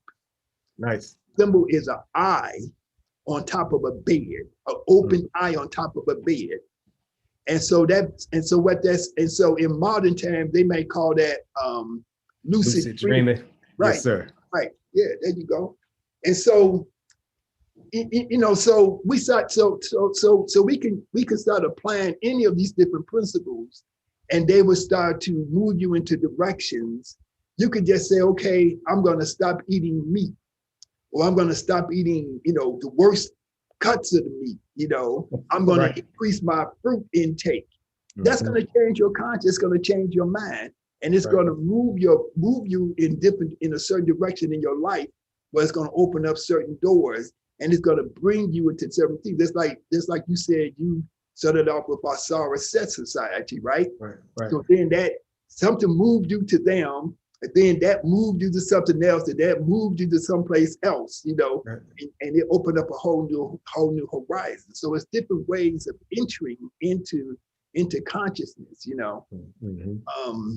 you know, so I don't know. I hope that answered the question, you know. Of course it does, Baba. Come on, man. I mean, this is so enriching and empowering, man. I mean, because a lot of people have never heard such a conversation about yoga. Don't even realize that there are depths to it. And this is what you're saying. This is the African worldview. This is the holistic perspective of it. And that, you know, and some would say it's the oldest form of it. Like you said, the first person that came on the planet, they took a breath and they realized that that did something to their body. Right. And they from there, they started breathing. When they noticed there's a difference if I breathe like this, it's a difference if I breathe like that, you know, and they started noticing these breaths and these different postures do different things, that it developed into this great system that you have helped us to reclaim. Now, when I got trained by you, when I did my certification, we were down in Jamaica. You know, we was upon the rock, man. We was down in Yard. And so you do these teacher certification courses all over the world. I mean, you've been in Jamaica and the Caribbean. You've been in, if I'm not mistaken, you've gone to Gambia at this point. You're somewhere in West Africa. Gambia, Ghana, Ethiopia, Egypt. Yeah, Tanzania, South Africa. This brother's serious, y'all. So tell me, how have you been received? Because I know you're not just working with, you know, Black folks from America when you go there, because I've seen the pictures. You're off into the villages. You're working with the children. I mean, they've given you like the chief's welcome when you walk into some of these spaces. How is Kemetic yoga and the idea of yoga itself being received globally as you walk and travel? Well, you know, it's an educational process. So sometimes when I first went to Ghana, you know, I was connected with people who put me on TV. So I was on the morning, you know, like the Good Morning Ghana TV show. And I did a demonstration and a talk on Kemetic yoga. I was on a radio show with the most popular radio personality in Ghana. So nice. When I go there, so the process is that you have to, first of all, start to educate people. You have to put yourself in front of people. And so I've been fortunate enough to be able to go on TV in Jamaica, Ghana, Belize, in Central America, so on and so forth. You have to answer people's questions because we have been so brainwashed about yoga. Number one, we think that it only comes from India. Number two, we think that it's the religion because that's the way it's being presented, right? Right. A lot of people are saying we don't want to do no religious stuff. We want to, you know, we might be Christian, you know, because that's where a lot of people is at. So they thinking that, okay, this yoga stuff is going against my religion. Right. So the first thing you got to do is that you got to dispel all of those different types of myths and say, okay, we're going to do this yoga for health. You got diabetes, this is going to help with your diabetes. You got high blood pressure, this is going to help with your high blood pressure. Oh, you a man and you got what you call it, ED, right? Erectile dysfunction. So we got this pose that we do called the pose of men. And it actually works for that. So then that perks up everybody's awareness, that perks up their consciousness, right? And they say, okay, so the entrance way is that this is going to be for your health and for your wellness, and it's going to help you to overcome some of these illnesses that you're having, right? So then once you start to, so even if that's your intention of doing it from that perspective, then you're going to get to other benefits too, you know? So you're going to start connecting with your ancestors when you're doing this. You're going to start connecting, you know, with your health and with your wellness overall. You're gonna start to see yourself in a different light. You know, you're gonna become interested in some other aspects of your history, of your philosophy, of your spirituality. You know, and so so entering into yoga from the perspective of health and wellness, that's the entryway. But then it opens up into all these other avenues. And so that's the way that's where I normally bring it. This is a health and wellness piece. When I was in Ghana back in December, you know, I went out, I had to drive way out into the bush, you know, so to speak, and to work with these kids. You know, it was about 100 kids I was working with, you know, and so they were children who have a high rates of you know, teenage pregnancy and a whole lot of other issues. You know, they like out there, they grow their own weed and smoke it, you know. And so the people who brought me out there, they was complaining that the kids was high all the time and all this stuff. So they wanted them to do yoga, you know. And so Yeah. that's a piece that I find the most rewarding is working with those young people, you know. And they're so receptive, you know, because they don't even, you know, they got classroom, they don't even have desks, they don't have, you know, they have hardly nothing, but they're way more receptive than a lot of other children who have a whole lot more, you know. So but just that health and wellness, and then the other part of working with young people in terms of helping them to become more focused, to concentrate better. And also when I work with those kids, what I'm trying to do is get them to have a greater sense of themselves, to have a greater sense of esteem for themselves, right? And so talking to them about the history, when you know, like, so if I go to South Africa and I say this practice that we're doing, this is something that comes from you already. It's not from India. This is something that your ancestors did. And then you combine that with telling them, you see these pyramids right here. This is the marvel of the world for the last 5,000 years. You built these things, right? You see these temples, you built this. You see this mathematics, you created this, right? And so that changes their consciousness, because Black people all over the planet Earth has been told that we're nothing, that we didn't do anything. You go to Africa and people don't even know their own African history. Right. We know more about African history than people in Africa do. I had one of my friends in Ghana. He told me that before the white man came to Ghana, that they were savages, you know, because he's very much a Christian. And so before the Christianity, he bought the lie. You know, it was just, oh, okay, we were savage. You know, he actually used that word to say that they were savages, right? And so that education of, you know, understanding who you really are and knowing your true history, that you had whole civilizations in Africa. You have about 15 major cities, the 15 major urban areas that was destroyed by the Europeans, you know, that we don't even have consciousness of anymore, you know. Right. So we had to combine teaching the fundamentals of breathing, drinking water, eating fruit, eating vegetables. You know, we had to combine that with history, with understanding our philosophy, with being introduced to our spirituality, and understanding that our spirituality is not alien, it's not evil, it's not devil worship. That when you breathe and you sit down and just close your eyes and breathing, you're not cavorting with the devil. Right. You know, you're not, you know, when you meditate, that's not devil worshiping.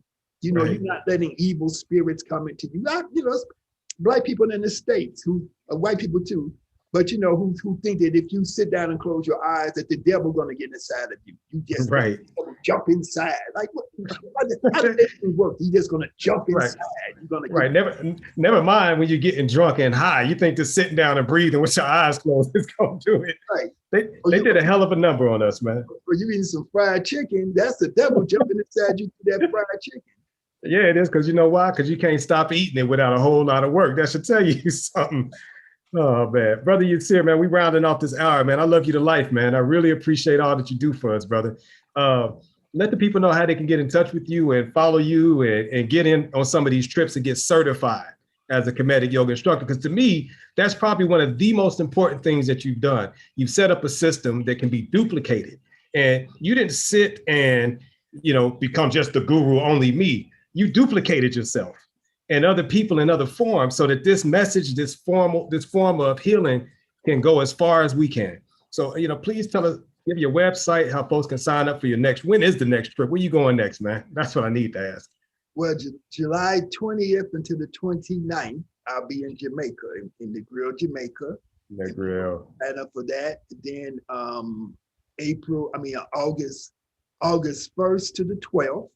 I'll be going to Egypt to lead a tour that would include Kemetic yoga, but it'll also be a tour of ancient of Kemet with Jabari Osaze and his wife Anika Osaze, who are like really close friends of mine.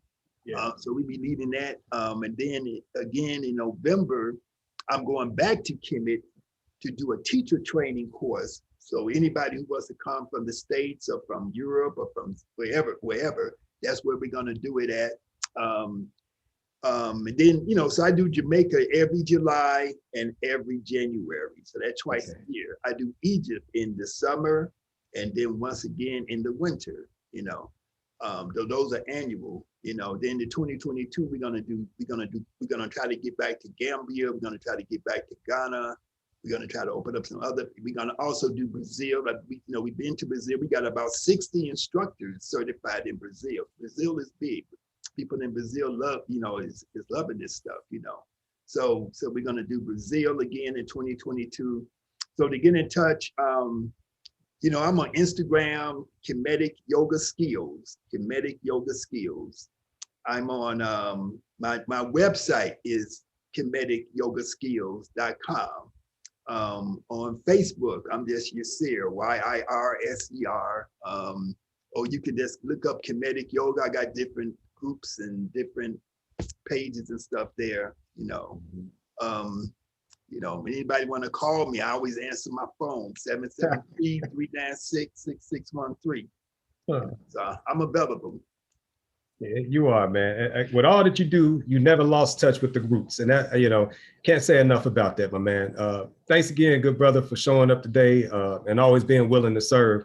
I'm gonna see you in the flesh soon, man. I'm gonna get on one of them trips. I got, gotta get you to come for years, man. You gotta come over with me, man. Come on. I know, man. And brother T. Owens Moore, the melanin scholar, man. He keeps sending me the link for this year's Kemet. I was supposed to go that year that he went the first time. He's actually going to be my guest next Wednesday. We're talking about the African Psychology Scholarship or Anti-Racist Scholarship in Psychology next week. And so, he sent me the link for this year's trip. I'm like, I know, Tim, man, I know. I'm going to get there, Yirser. Me and my son, we're going to come. We're going to come, God willing, in the creek don't rise. We'll be there with you in Kemet this summer, man. Okay. Yeah, and also I wanted to say that we do courses online too. So we have online courses which are less expensive than the travel courses, So you can go to kemeticyogaskills.com and find out that information. We have certification courses. We've certified over 6,000 people all over the planet, in Kemetic yoga. And Yoga Journal don't write about us. You don't hear nothing about it, but we do these fests. We do Soul Yoga Fest. So Yoga Fest is a free festival that we do outdoors. It's gonna be July 10th, July 9th and 10th. We're doing the awards dinner on July 9th, and we do the festival on July 10th. We've done this in Jamaica. We've done it in France. We've done it in South Africa, in Chicago, Las Vegas, Kansas City. You don't hear nothing about it in the media or the mainstream places, but we have thousands of people coming, right? So you know what they say? They say the revolution won't be televised, brother. And this is revolutionary what you're doing, like real revolutionary work here, man. Right. All right. Thanks a lot, good brother, man. And I'll be in touch with you very soon, my man. Okay, brother. Thank you, man. I appreciate everything. Yes, sir. Much love, Baba. All right. Hotep. All right, y'all. So this was number 2 of 4 of our Black Minds Matter series, contributing to the work in Mental Health Awareness Month. Today's guest again was SupaNova Slom, the wellness warrior on the front lines. Make sure you get his book, the updated version of Man, Heal Thyself. Look at his old school book, The Remedy, as well as the hip hop CD that he talked about. All of his supplementation, the super mega greens, all the immune boosting herbal regimens that he got going on. And then we just speaking with my main man, Baba Yirser, Hotep, the master teacher, founder and creator of the yoga skills method of Kemetic yoga. He's doing a revolutionary thing. He's certifying African people all around the world and becoming yoga instructors, as well as master practitioners of it. And that's a revolutionary act in these days and time. And this is all about wellness. No matter what walk of life you're in, we're hoping that you're feeling more and more empowered about taking control over your own experience in life. Next week, as I mentioned, same time, same meeting ID. We're talking with none other than T. Owens Moore, and I'm trying to get a couple of other people to jump in so that we can talk about the scholarship that people of African worldview have contributed to our understanding of mental health and wellness. So we got T. Owensmore, who is a melanin scholar. The brother's prolific. He's so knowledgeable about all different publications. I don't know if y'all see which are over here, those books sitting over there. That's by Reginald Jones. He's one of the master editors of Black psychology textbooks. So I'm gonna talk about that next week. But join us next Wednesday, 12 noon Eastern, same meeting ID, and it will also be streamed on Facebook, all of those different pages, The Real Dr. Jeff Menzise, Jay Menz, the Institute for Urban Research. I want to give a special shout out to Morgan State University, our team of scholars there, Institute for Urban Research, our director, Dr. Raymond Wimbush, for all of you all support for this series. All of you all that are tuned in via Zoom, all of you that are watching on Facebook, much love and respect. I will edit this video and put it up on YouTube sooner than later. And hopefully spread the word, and we'll see you all here next week. All right, much love, peace, and continue to take care of yourself and do better. See y'all later.